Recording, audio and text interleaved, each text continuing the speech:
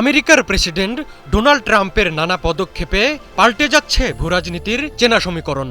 বদলে যাচ্ছে এক দেশের সাথে আরেক দেশের কৌশলগত সম্পর্ক।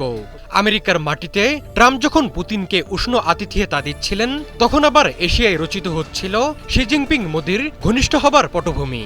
ভূরাজনীতির এই বাকবদলের ক্ষণে চীনে বসছে সাংহাই কোঅপারেশন অর্গানাইজেশন সম্মেলন।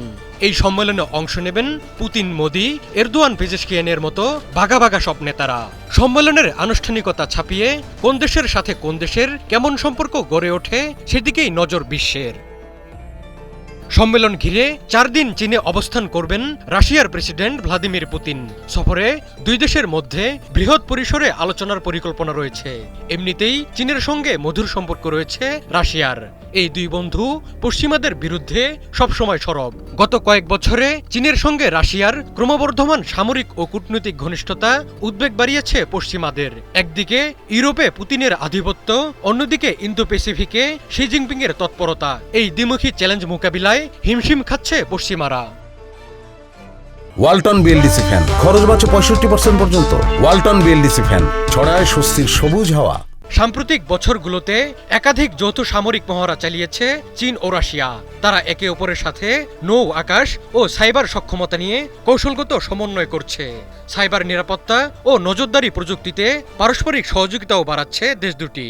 রাশিয়া ও চীন এক হয়ে মার্কিন ডলার ভিত্তিক অর্থনৈতিক ব্যবস্থাকেও ফেলেছে চ্যালেঞ্জের মুখে। গড়ে তোলা হয়েছে ব্রিক্স এবং সাংহাই কোঅপারেশন অর্গানাইজেশনের মতো শক্তিশালী জোট। এদিকে এবার ভিন্ন এক প্রেক্ষাপটে চীনে পুতিন, শি জিনপিং এর সঙ্গে দেখা হচ্ছে ভারতের প্রধানমন্ত্রী নরেন্দ্র মোদির, যিনি কয়েকদিন আগেই তার একসময়কার প্রিয় বন্ধু ডোনাল্ড ট্রাম্পের কাছ থেকে পেয়েছেন চরম আঘাত। রাশিয়ার কাছ থেকে তেল কেনার শাস্তি হিসেবে ভারতের ওপর অতিরিক্ত 25% শুল্ক চাপিয়েছেন ট্রাম্প। সব মিলিয়ে ভারতের পিঠে এখন মোট 50% মার্কিন শুল্কের বোঝা। ট্রাম্পের এই পদক্ষেপ অশনি সংকেত হয়ে এসেছে ভারতের অর্থনীতির জন্য।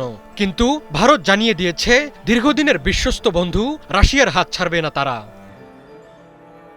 শুল্ক নিয়ে আমেরিকার সঙ্গে টানাপোড়েনের আবহে ভারতের পাশে থাকার আশ্বাস দিয়েছে চীন। মোদির চীন সফরের আগে নয়াদিল্লিতে এসে মাঠ গরম করে গেছেন চীনের পররাষ্ট্রমন্ত্রী ওয়াং ই। এ সময় দ্বিপাক্ষিক সম্পর্ককে মজবুত করা, সীমান্ত নিরাপত্তা এবং বাণিজ্য সহ বিভিন্ন বিষয়ে দুই দেশের মধ্যে আলোচনা হয়েছে। 5 বছর পর আবার চালু হচ্ছে দুই দেশের মধ্যে সরাসরি উড়োজাহাজ চলাচল। চীনা পর্যটকদের জন্য খুলছে ভারতের পর্যটনের দুয়ার। অর্থাৎ চীনের দিকে বেশ ভালোভাবেই ঝুঁকছে ভারত। এখন পুতিন, শি, মোদি মিলে কোন কৌশল নেন সেটাই দেখার বিষয়।